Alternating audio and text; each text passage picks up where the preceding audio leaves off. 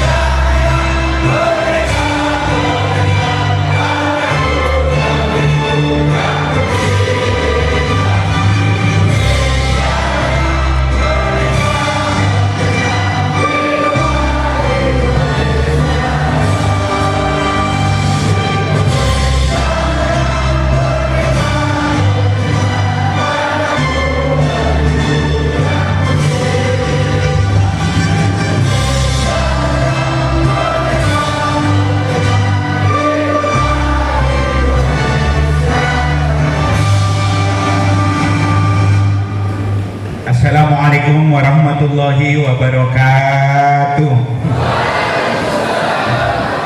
Alhamdulillah alladzi ja'alana minan nasihin wa afhamana min ulumi ulama'ir rasyidin.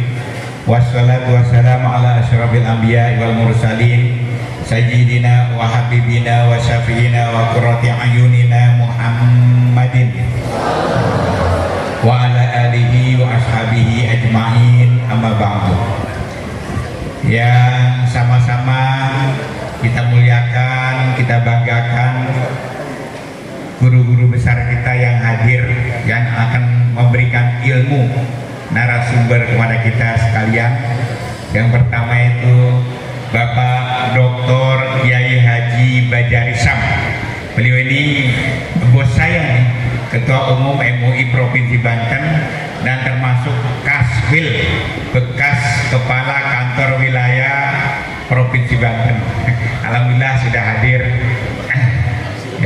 Yang kami hormati Pak Dr. Kiai Haji Fadlullah. Beliau ini Ketua Forum Presidium Forum Pondok Pesantren Provinsi Banten. Sekaligus beliau juga Dekan FKIP Untirta Provinsi Banten. Selamat datang Pak Profesor Dr. Kiai Haji Wawan Wahyudin Internasional. Tapi untuk di Al Mubarok tidak boleh datang orangnya, udah SMS saya ada di sini. Alhamdulillah.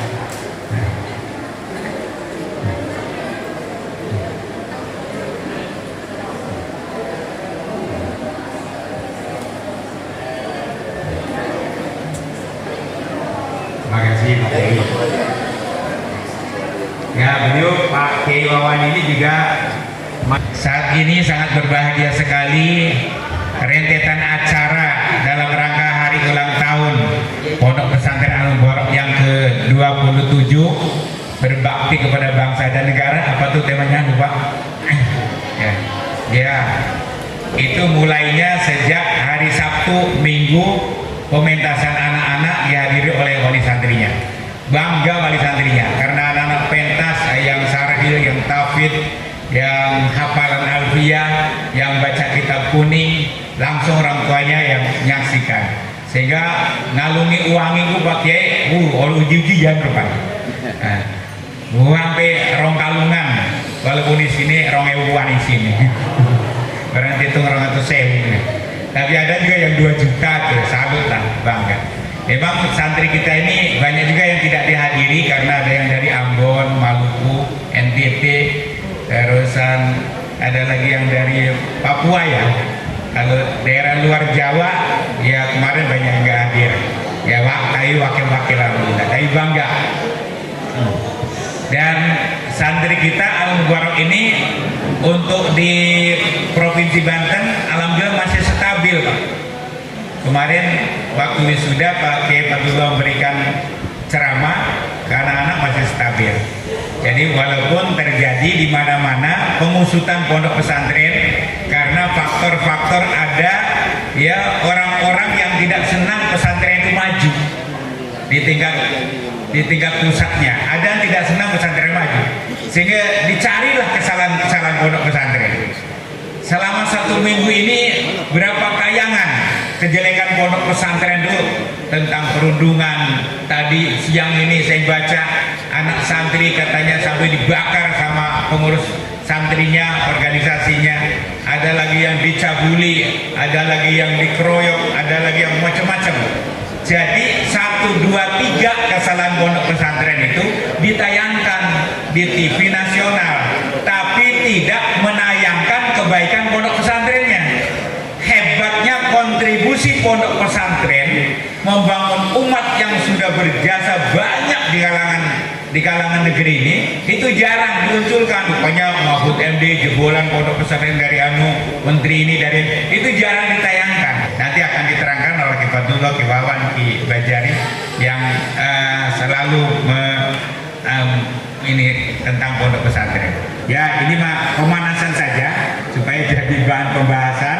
Diharap semua bebas bertanya, baik dari guru-guru maupun dari pengurus dan santri, apa nanti yang disampaikan. Mungkin sistem panel biar rame lah.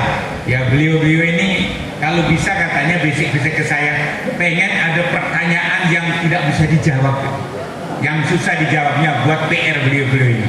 Ini paling senang katanya. Sekali lagi terima kasih atas kebersamaannya dan mohon maaf atas segala kekurangannya. Semoga Allah senantiasa melindungi dan memberikan kebaikan yang lebih baik daripada sebelumnya, khususnya kepada pondok pesantren dan seluruh para santriwan-santriwati diberikan CSR, cerah, senyum, ramah. Terima kasih. Hadanallahu wa iyyakum ajmain. Wallahul muwaffiq ila aqwamit thoriq. Wassalamualaikum warahmatullahi wabarakatuh. Sebelum saya mulai, saya ada pantun terlebih dahulu. Nanti kalau belum pantun cakep ya. Pergi ke sawah bawa rantang untuk makan bersama Pak Mamat. Saya ucapkan selamat datang untuk narasumber yang terhormat. Tepuk tangan. Satu lagi ya.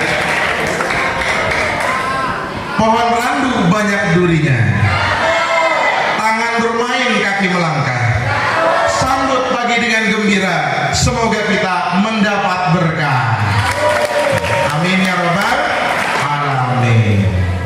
Pada kesempatan ini dalam rangka milad pondok pesantren yang ke-27, tidak terasa Al-Mubarak ini sudah berdiri 27 tahun.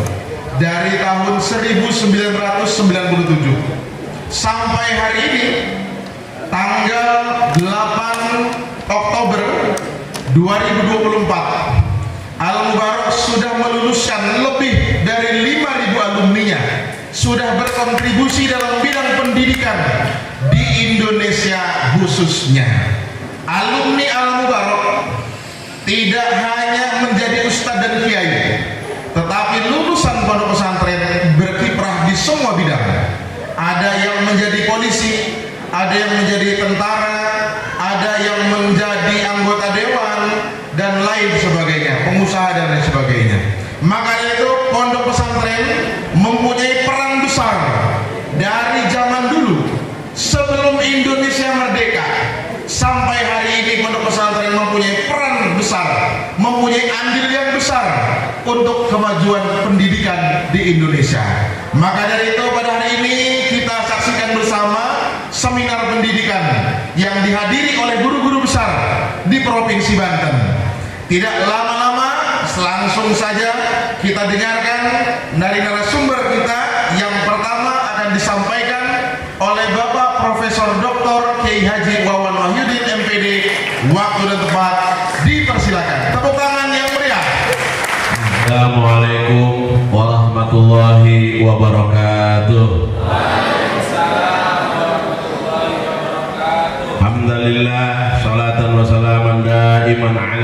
Rasulillah wa ala alihi wa sahbihi wa mawala.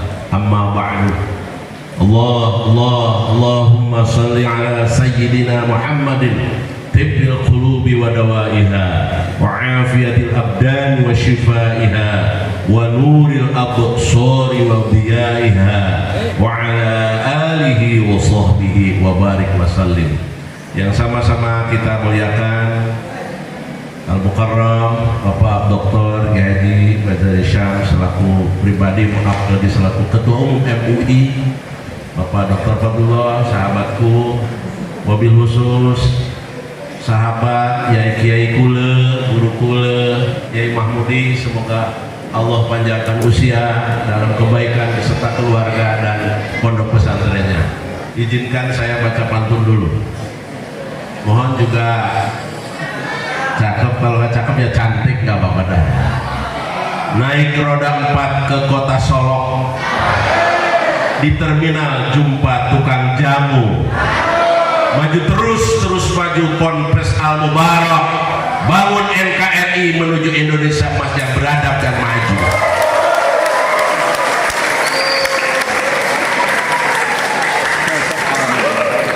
Ke Surabaya naik pesawat, di bandara jumpa calon haji. Silaturahmi kita harus terus diperkuat untuk menjaga keutuhan NKRI. Kenapa saya teriak NKRI terus? Karena yang diminta temanya tentang pendidikan dan kebangsaan. Ya, materi ini saya izin Pak Moderator dan berdiri. Nah, baik, kembali ke tema. Saya diminta pondok pesantren benteng kokoh pendidikan dan juga kebangsaan. Next. Kita tahu bahwa seperti yang disampaikan tadi persis oleh Pak Kiai, kalau coreng dikit aja pesantren geger salam jagat naik. Tapi kita harus ingat substansi bahwa yang namanya pesantren, madrasah, taman siswa itu lembaga pendidikan produk bangsa Indonesia dan tertua di Indonesia.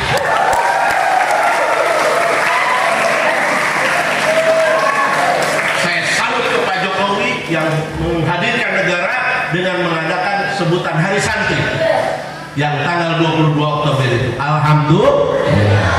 Saya usulkan ke Pak Prabowo kemarin karena saya diundang. Beberapa rektor yang diundang ada Jakarta, Banten, Malang, Padang, dan Sumatera. Saya usul kalau di zaman Bapak Presiden ada Hari Santri, mestinya ada menteri kementerian yang ngurus pesantren khusus. Kenapa? Gak cukup diurus sama kelas direktur. Kalau pesantren sekarang ini jasanya juga nggak bisa dipungkiri kontribusi. Nah, tapi ya itu kewenangan. Paling tidak kami sudah menyuarakan. Karena apa? Nggak fokus. Apalagi kalau sudah musim politik, hanya diminta suara dari baik pertawat doang, kadang-kadang kalah. Nah, secara kenegaraan kita masih harus berjuang agar pesantren ini tetap eksis dan eksis. Tepuk tangan terus Pak, apa-apa. Insya Allah menghilangkan kolesterol. Kenapa saya teriak begini? Karena memang pendidikan karakter yang pokok di pesantren, 3 nilai pendidikan bisa dilaksanakan di dalamnya. Ya kognitif, ya efektif, ya psikomotorik, yang bahkan spiritualnya. Luar biasa. Makanya adik-adik jangan takut gak kerja di pesantren. Madahib keluar nggak jadi pejabat gak bisa hidup. Ilmunya manfaat. Gak pernah ngomong dan ribut urusan dunia. Kalau dia nuntut, TV-nya berapa itu tuh cetak buku yang sudah ratusan tahun. Jadi yang penting keberkahan. Dan hidup ini saya minta para santri jangan dinikmati hidup ini, jangan disyukuri. Kalau disyukuri pasti nikmat. Nah, kenapa pendidikan karakter yang kokoh ada di pesantren? Karena nilai utama pesantren menanamkan akhlakul karimah, toleransi dan gotong royong. Yang kedua, pembentukan karakter santri ini menjadi generasi berintegritas dan adaptif terhadap tantangan zaman. Maka muncullah apa itu merawat tradisi, merespon modernisasi. Yang ketiga ini pondok pesantren itu mengenal jati diri. Pendidikan pesantren menjaga identitas kebangsaan di era modern. Siapa nyangka Gus Dur bisa jadi presiden? Mbahnya pesantren, jadi bupati gubernur, apalagi camat. Tahu selono jadi presiden. Ayo, itu keberkahan pondok pesantren. Penyusup berkalingan Terus karena itu menurut saya, kalau saja sekolah-sekolah di kayak insan cendikia di nuansa pesantren kan, alhamdulillah walaupun di bawah Pemedang kemarin itu IP-nya tertinggi di Indonesia. Itu bukti bahwa siswa pesantren ini jangan coba-coba dilecehkan. Saya paling duluan yang kesinggung kalau ada yang melecehkan pesantren.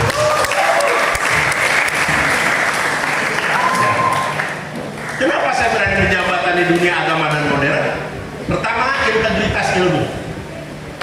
Pesantren memadukan pendidikan agama dengan ilmu pengetahuan umum. Iya. Pertanian, sekarang muncul pesantren pertanian. Teknologi muncul di mana, di Sulawesi. Bisnis. Apalagi yang bahasa Arab, bahasa Inggris, belatak kira-kira. Ya, kemudian regulasi, pembentukan undang-undang pesantren untuk memperkuat peran lembaga. Kalau tahun sekarang enggak, terus saja perjuangan. Ke depan harus ada. Kalau saya PESMA, Kemenpesma, Kementerian Urusan Pesantren dan Madrasah. Istilahnya Kemenpesma. Biar tahu. Kalau hanya bahkan jadi oleh dokter olahraga beana menteri, urusan wadon beana menteri, Gusti. Ya Allah ya, kudu nemah pesantren ke karena hanya di Indonesia harus ada menteri nih. Kemudian dukungan bersama pemerintah dan masyarakat berperan penting dalam pembangunan pesantren. Wallahul muwaffiq ila aqwamit thoriq. Jaga kekompakan, jangan ada konflik. Assalamualaikum warahmatullahi wabarakatuh. Narasumber yang kedua yang insya Allah akan disampaikan oleh Bapak Dr. Kiai Haji Fadlullah MSI sebagai Ketua atau Presidium FSPB Provinsi Banten sekaligus Dekan FKIP Fakultas Keguruan dan Ilmu Pendidikan Untirta. Kepadanya dipersilakan. Assalamualaikum warahmatullahi wabarakatuh. Alhamdulillah wassalatu wassalamu ala Rasulillah wa ala alihi washabihi wa mawala amma ba'du. Para kiai, para asatidz, para santri yang berbahagia, pada kesempatan ini saya melanjutkan saja apa yang disampaikan oleh guru kita Bapak Profesor Dr. Kiai Haji Wawan Mahyudin. Saya mengangkat tema tentang integritas pesantren dan pesantren berintegritas.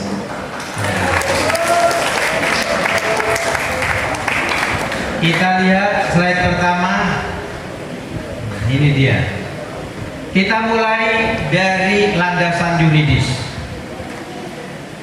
Ada deh santri bahwa kita punya Undang-Undang Dasar 1945 pada pasal 31 ayat 3 dinyatakan dengan jelas bahwa pemerintah ditugaskan, ya, pemerintah mengusahakan melaksanakan satu sistem pendidikan,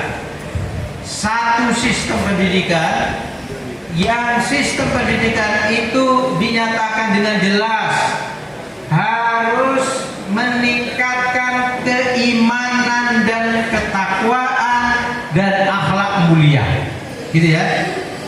Sistem pendidikan yang meningkatkan keimanan, ketakwaan serta akhlak mulia dalam rangka mencerdaskan kehidupan bangsa yang diatur dengan undang-undang. Nah, sekarang pertanyaannya, satu sistem pendidikan yang sanggup meningkatkan iman, takwa dan akhlak mulia itu namanya apa? Coba yang keras. Namanya apa? Pesantren. Ya. Jadi amanatnya begitu, amanat konstitusinya. Di antara banyak satuan pendidikan yang memiliki fokus pada peningkatan iman, takwa dan akhlak mulia, ya pondok pesantren. Tentu kita tidak menegasikan bahwa ada peran serta satuan pendidikan lain yang meningkatkan iman dan takwa itu. Nah, kemudian dikatakan diatur dalam undang-undang. Alhamdulillah, setelah puluhan tahun Indonesia merdeka, kita sekarang sudah punya undang-undang pondok pesantren. Jadi kita punya undang-undang tentang pondok pesantren, yaitu nomor 18 tahun 2019. Jadi ini harus kita syukuri. Ya. Jadi yang dihafal bukan hanya undang-undang sistem pendidikan nasional. Oke, karena itu kami mendukung ini yang disampaikan oleh guru kita Prof. Awan. Karena ada undang-undangnya, sudah sewajarnya ada kementeriannya, ya kan? Agar apa? Agar satuan pendidikan pondok pesantren ini betul-betul pengelolaannya dilakukan dengan sungguh-sungguh dan didukung oleh anggaran yang memadai. Tepuk tangan. Jadi apa itu pesantren? Pesantren adalah sistem pendidikan Islam berbasis masjid berasrama. Jadi sistem pendidikan Islam berbasis masjid berasrama. Karena itu dari dulu, apalagi ya Pak Dr. Kiai Ghazali Sabni sudah mengatur yang namanya pondok pesantren akan diberi izin operasional, syaratnya ada masjidnya, ada asramanya. Nah, gitu. Karena itu ditekankan, yang disebut pondok pesantren adalah sistem pendidikan Islam berbasis masjid berasrama yang menyelenggarakan kegiatan tafaqquh fiddin. Nah, ini kenapa nih digarisbawahi menyelenggarakan kegiatan tafaqquh fiddin? Karena ada satuan pendidikan berasrama tapi bukan pesantren. Berasrama tapi bukan pesantren. Disebut dengan boarding school, bukan pesantren. Kenapa? Karena meskipun berasrama, dia tidak menyelenggarakan kegiatan tafaqquh fiddin. Tafaqquh fiddin bisa dibaca dalam Quran surah At-Taubah ayat yang ke-122. A'udzubillahi minasyaitonir rajim. Bismillahirrahmanirrahim. Wa ma kana al-mu'minuna liyanfiru kaffah falaula nafara min kulli firqatin minhum ta'ifatun liyatafaqahu fid-din wa liyunziru qaumahum idza raja'u ilaihim la'allahum yahdharun. Hadirin sekalian, kenapa kita di pesantren belajarnya itu dengan sistem ya bandungan, dengan sistem lingkar studi? Kan ini perintah Allah. Ta'ifah itu artinya kelompok belajar. Ya, belajar itu kolaborasi. Karena itu Bapak Ibu guru sudah tahu kebijakan Kementerian Pendidikan Nasional. Setiap satuan pendidikan harus ada komunitas belajar. Betul? Nah, dari mana kata komunitas belajar itu? sudah didahului oleh pondok pesantren jauh sebelum Kementerian Pendidikan dan Kebudayaan membuat kebijakan itu. Kenapa? Bunyinya tadi, ya, untuk lihat apa kaufiddin perlu to'ifah. Jadi tidak bisa belajar sendiri. Belajar itu harus dengan tim, harus kolaboratif. Alhamdulillahirrahmanirrahim. Mudah-mudahan informasi yang disampaikan tadi, mulai konstitusi Undang-Undang Dasar 45, yuridis Undang-Undang Pondok Pesantren, sampai isi kandungan Quran surah At-Taubah, ya, ayat 18, ayat 122 dan surat Al-Hadid ayat 25 bermanfaat bagi kita semua. Al-Mubarak. Tepuk tangan. Assalamualaikum warahmatullahi wabarakatuh. Narasumber yang ketiga kita yaitu Ketua Umum MUI Provinsi Banten, Bapak Dr. Kiai Haji Ahmad Bazari Sam MPD. Waktu dan tempat dipersilahkan. Assalamualaikum warahmatullahi wabarakatuh.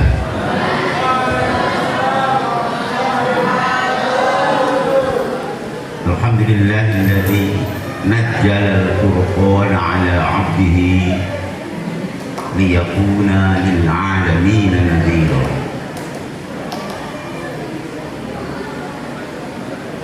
Salatullahi wa salamuhu ala habibil maula Sayyidina wa maulana Muhammadinil Mustafa wa ala alihi wa sahbihi wa hamlati syari'ati wa tabi'ihim bi ihsanin ila yaumil wafa.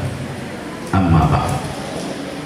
Hadrah masyayikh, para kiai, wabil khusus yang sama-sama kita hormati, kita muliakan, Rois wa Mudir wa Muassis Ma'had Al-Mubarak, Akhil Ajid Kiai Haji Mahmudi, Abah Kiai Haji Mahmudi, mata'ana Allahu tula hayati, amin. Yang sangat saya hormati Bapak Rektor, Bapak Profesor Dr. Kiai Haji Wawan Wahyudin, Bapak Dr. Haji Fatullah sebagai narasumber, moderator, ibu bapak serta saudara-saudara sekalian yang berbahagia. Sulit merangkai kata-kata di hadapan dua orang yang saya katakan luar biasa. Bukan hanya sekedar akademisi, guru besar, ilmuwan, tapi juga semua memang jebolan pondok pesantren. Apalagi Pak Rektor ini dari pondok pesantren yang amat terkenal di Republik ini.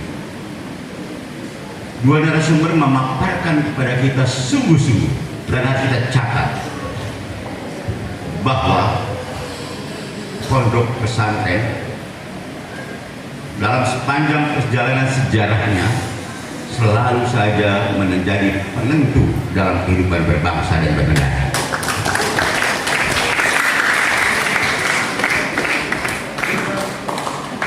Andai saja tidak ada pondok pesantren, tidak akan ada bangsa ini. Kita lihat sejarah perjalanan kehidupan bangsa. Heroisnya para pejuang kita melawan penjajah tahun 1888, geger Cilegon ini, itu semua diinisiasi, dilakukan oleh semua santri-santri.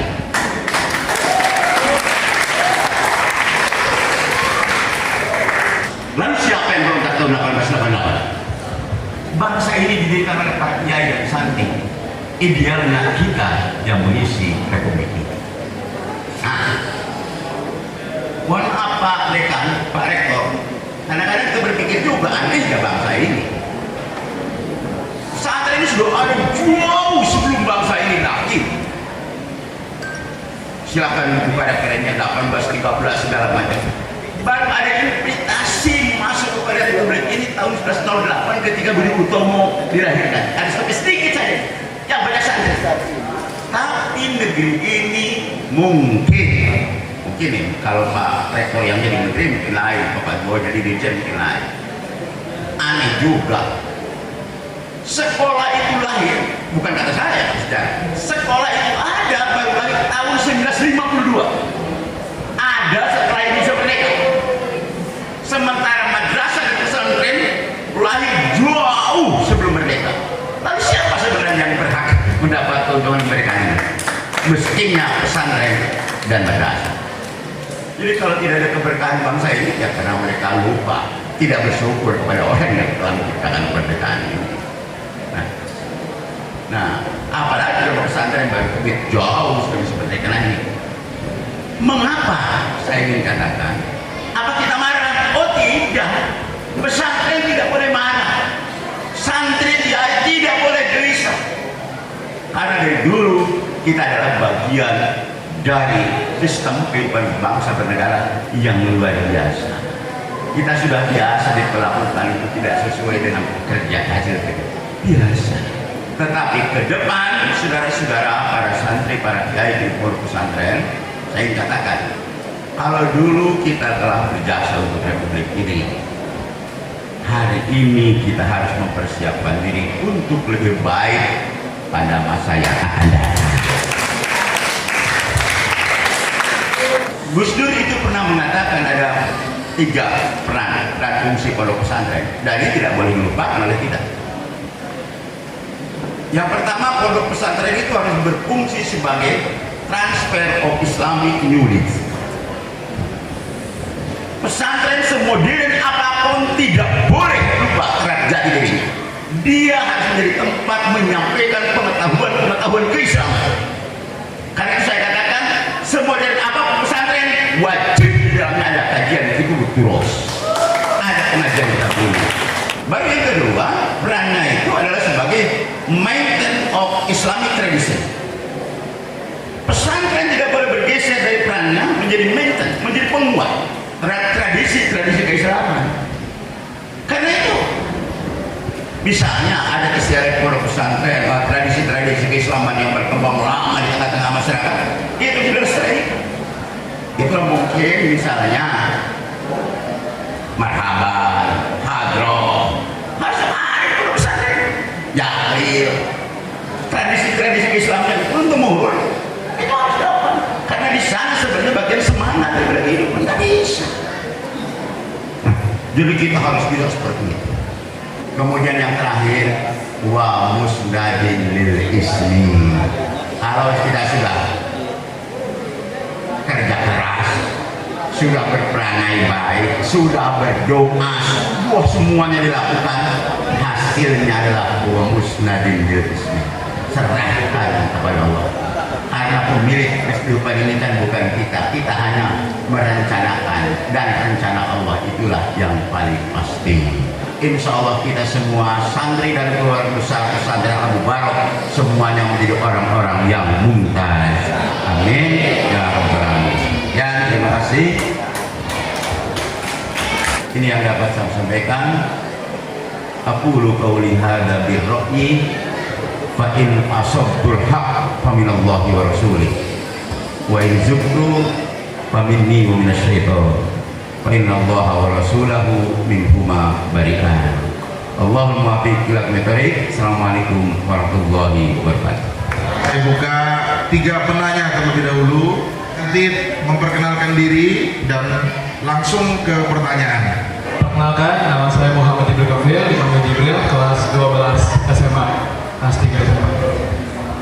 Mohon maaf, izin bertanya, hubungan antara agama dan teknologi itu saling berkaitan.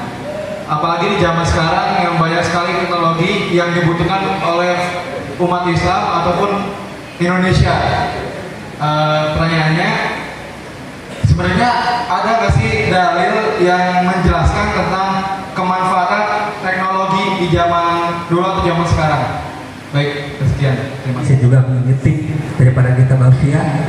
Di sana jelaskan terkait moralitas orang guru. Wa huwa bisabkin haizun tahdila mustaujibun sana'iyal yamin. Wallahu yaqdi bihibatin wafirah liwalahu fid darajatil akhir. Syekh Al-Khudri menjelaskan bahwasanya bisabkin itu keterdahuluan. Kita tahu bahwasanya Ibnu Mu'ti adalah pendahulu daripada Ibnu Malik. Dan apakah kita bisa menjadi pendahulu setelah generasi kita? Bisabkin diartikan sebagai keterdahuluan yang menularkan kebermanfaatan, yang menularkan faedah kepada generasi setelah kita. Guru menempati role khusus dalam hidup jiwa raga kita. Aku adalah pelayan yang bagi seorang yang telah mengajariku satu huruf. Begitu tingginya kedudukan seorang guru. Tapi mohon maaf, sekarang banyak oknum guru yang gara-gara menjadi dipolisikan dan sebagainya. Banyak sekarang oknum guru yang tidak ada haibah dan marwahnya. Mohon maaf, ketika ada guru makan, siswa lewat itu diledekin bapak. Kata anak melih tuh, padahal gurunya yang lagi makan. Na'udzubillah min dzalik. Itu jauh berbeda dengan etika kita di generasi 80-an 90-an. Gonta-ganti kurikulum yang setiap kebijakan regulasi KPK, KPSP sekarang kumar merdeka itu tidak merubah karakter, adab, etika yang tadi Bapak Kiai sebutkan. Apa dengan apa kurangnya uswah suri tauladan, sehingga dulu Pak Prof. Afan, ini salah satu dosen favorit saya, beliau mengajar Kapitas Hektar Pendidikan. Itu mengajarnya santai banget sambil nyanyi di bab dulu itu. Jadi sekarang itu diterapkan. Ibu pengawas dinas ketika masuk kelas itu anaknya seperti ini, bapak seperti ini. Ya bagaimana caranya siswa itu happy, bahagia sebelum menerima pelajaran. Dan itu sudah diterapkan zaman dulu. Apalagi di pondok-pondok pesantren. Saya Rofiroh dari Universitas Sultan Agung Tirtanasa. Saya ingin mengajukan pertanyaan, Pak. Sebenarnya pertanyaannya hampir sama dengan tadi pertanyaan yang kedua. Saat ini pesantren sedang mengalami krisis kepercayaan dari masyarakat menurut sudut pandang yang saat ini sedang beredar gitu. Karena terkait banyaknya kasus ustadz, baik ustadz ataupun santri, mohon maaf, yang menjadi pelaku atau oknum tertentu yang melakukan baik pelecehan ataupun mungkin santri menjadi pelaku yang membuli ataupun hal apapun yang jelek gitu. Padahal saat ini pesantren sebagai role model pendidikan di Indonesia, dan saat ini juga sudah mulai dicanangkan ada undang-undangnya untuk pesantren. Kebetulan hal itu menjadi ketakutan tersendiri saya sebagai orang tua yang anaknya hidup di Gen Z gitu ya Pak, untuk menyekolahkan anak saya di pesantren, khususnya anak perempuan. Anak perempuan khawatir menjadi korban dan anak laki-laki khawatir menjadi pelaku, karena pada saat ini yang menjadi pelaku bukan hanya ustadz ataupun guru, tetapi ada juga santri yang menjadi pelaku. Nah, kekhawatiran itu untuk kedua anak saya. Bentuk usaha apa yang harus saya lakukan sebagai orang tua untuk menanamkan atau memberikan fondasi kepada kedua anak saya bahwa untuk memastikan anak saya terhindar dari menjadi pelaku ataupun menjadi korban yang saat ini menjadi booming di pondok pesantren. Karena saya yakin dan saya masih sangat yakin bahwa pendidikan yang terbaik itu masih di pesantren Pak, karena kebetulan keluarga dari suami juga basicnya pesantren. Jadi saya sangat yakin bahwa pesantren adalah role model pendidikan yang terbaik pada saat ini dibandingkan sekolah umum begitu. Terima kasih atas perhatiannya. Assalamualaikum warahmatullahi wabarakatuh. Sebelum menjawab, saya ingin jadi saksi bersama kita semua, jiwa raga kita untuk bersolawat terlebih dahulu ke kanjeng Nabi besar Muhammad SAW. Ya Nabi salam, Habib salam, salawat,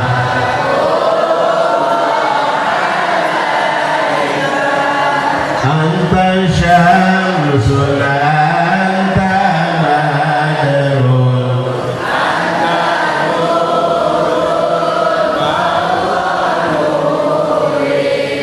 anta iksiru wa ghalib,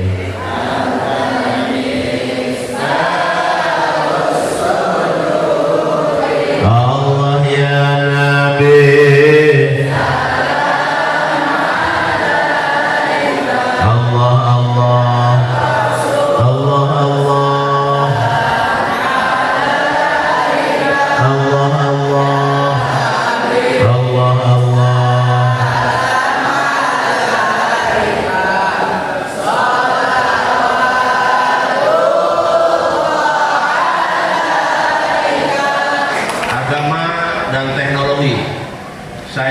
pulang dari Yordania dan renang di laut mati. Itu nggak bisa tenggelam. Ngambang aja. Karena gravitasinya yang luar biasa. Dan itu kisah perjuangan Nabi Musa, dan itu ada dalam kisah Al-Quran. Yang kedua, ada ayat yang menegaskan yas'alunaka 'anil mahid qul huwa adhan fa'tazilun nisa. Kalau istri kita lagi haid, jangan coba-coba mengadakan hubungan. Kata Al-Quran itu penyakit. Dibuktikan ada ilmuwan yang beda agama dengan kita bahwa wanita terbersih adalah wanita muslimah. Tepuk tangan.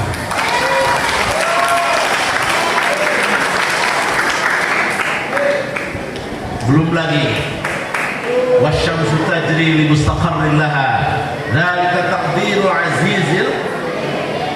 Coba bayangkan perputaran wasyamsu tajri li mustaqarrin, matahari berputar pada poros. Satu saat Anda baca lagi Al-Quran, idza syamsu kuwirat, beringat. Apabila matahari digulung, jangan disonor. Keluar sekarang, lihat matahari 2 menit aja, pecah mata kita. Artinya betapa lemahnya kita di hadapan kemahabesaran Allah. Itu yang pertama, dan nanti ditambah oleh Pak Kiai yang lain narasumbernya. Yang kedua,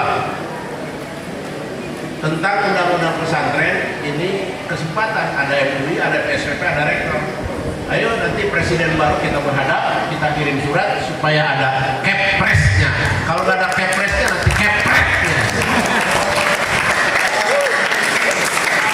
Banten aja ngejedok baik, bersuara nanti, tapi dengan santun. Mohon maaf tadi istilah kepres jangan diekos, nanti radikal lagi. Maksud saya supaya semangat aja mendorong MUI, rektor, calon rektor yang kita doakan ya. Tadi yang dari Untirta, dengarkan diksi jawaban saya. Saya bertanya, Pak, untuk mengangkat harkat derajat umat manusia, Allah Subhanahu wa ta'ala menurunkan apa ke muka bumi? Ya? Menurunkan apa? Ada yang bisa jawab? Menurunkan hujan. Berarti itu maksudnya. Dua. Pertama, Allah menurunkan kitab suci. Yang kedua, menurunkan nabi dan rasul. Oke? Nabi dan Rasul ini ketika menyampaikan pesan-pesan dakwahnya, nggak ada yang enak hidupnya.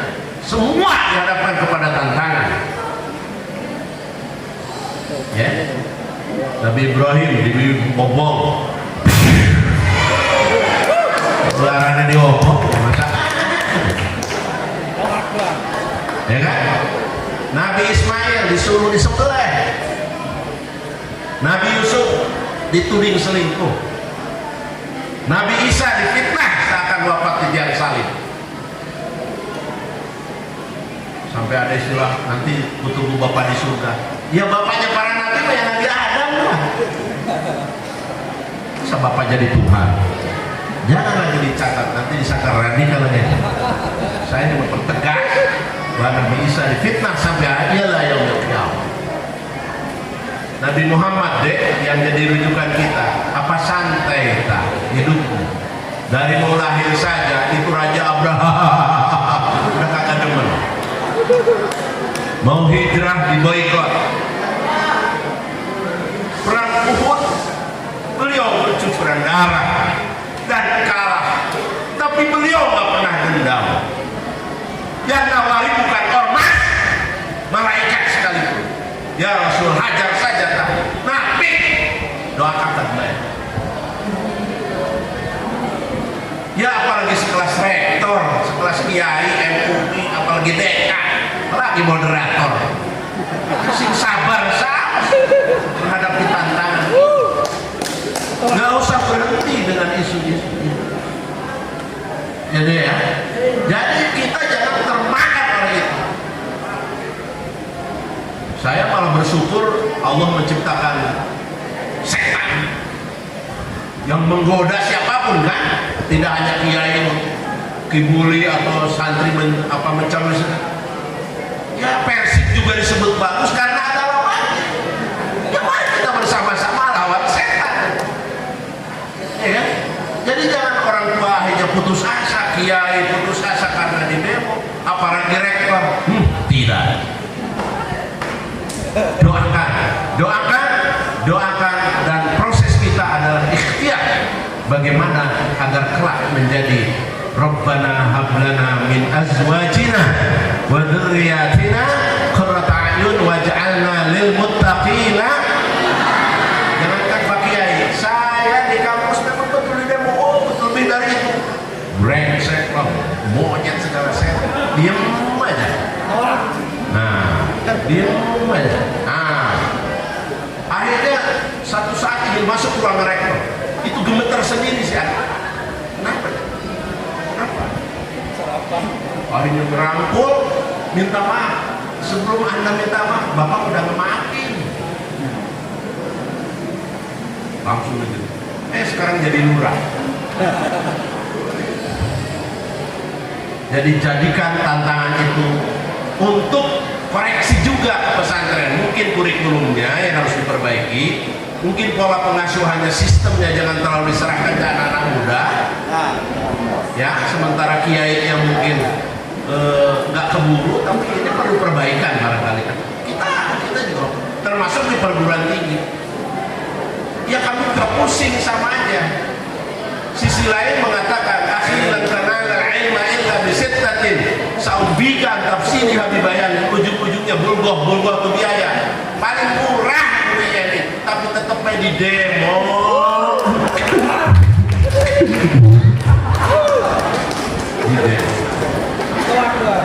Apa solusi kami? Kami kumpulkan ketua Basnas Banten. Kami tegur pemprov untuk mencoba menyisihkan APBD-nya agar membantu. Di Banten yang proaktif ke Cilegon, ya Basnasnya membantu, APBD-nya membantu. Tidak mudah. Ya, kemarin dari Pemprov DKI. Jadi itu adik-adik, jangan takut sama tantangan-rintangan, karena tantangan-rintangan sudah dihadapi sejak zaman dulu kala. Dan satu kata, maju terus Al-Mubarak, terus maju Al-Mubarak. Tadi sudah dibacakan surat Al-Hadid ayat yang ke-25. Dari nama suratnya saja, surat Al-Hadid. Al-Hadid artinya besi, teknologi baja, ya, metalurgi, itu harus dipelajari. Jadi metalurgi menjadi nama surat di dalam Al-Quran. Itu sudah menjadi bukti cukup bagi kita bahwa memang kita harus menguasai teknologi itu. Dan yang menarik, hadirin sekalian, itu juga sama dengan Quran, menggunakan kata nuzul, ya kan? Wa anzalal hadida, sama dengan anzalal kitaba, sama itu. Artinya apa? Bukan hanya Quran yang Allah turunkan dari atas langit ke bumi melalui malaikat Jibril. Al-Hadid itu juga disebut menggunakan kata itu. Oleh karena itu ada yang mengatakan Al-Hadid tidak bisa diciptakan, ya, seperti yang lain-lain, karena memang itu dari atas, dari langit turun seperti air hujan. Apalagi kalau kita membaca sejarah Nabi, bagaimana Nabi Daud memenangkan pertempuran, itu karena penguasaannya terhadap teknologi, ya, teknologi perang harus dikuasai. Waktu itu senjata memang masih sederhana, yaitu menyiapkan pedang dan perisai. ya untuk menangkis senjata dari lawan. Nah, kalau kita bicara Nabi Sulaiman, lebih hebat lagi ceritanya daripada kita saat ini. Kita bisa ngirim gambar dari sini langsung ke mana-mana, ya kan? Tapi Nabi Sulaiman, ya kan, dengan ulama yang cerdas, bukan hanya memindahkan gambar, tapi singgasana Ratu Balkis dari Sabah, ya kan, berpindah ke Yerusalem. Bukan gambarnya, bendanya langsung. Pertanyaannya sekarang, teknologi apakah yang bisa memindahkan benda dari satu tempat ke tempat yang lain jauh di sana? Nanti yang menemukannya santri-santri Al-Mubarok, ya kan? Siap nggak? Sederhana kata kuncinya, teknologi itu bagian daripada kehidupan. Islam adalah sebuah ajaran yang terus mengajar kehidupan. Bagaimana mungkin ajaran Islam menolak sesuatu yang dibutuhkan dalam kehidupan? Hari ini IT itu sebuah keniscayaan.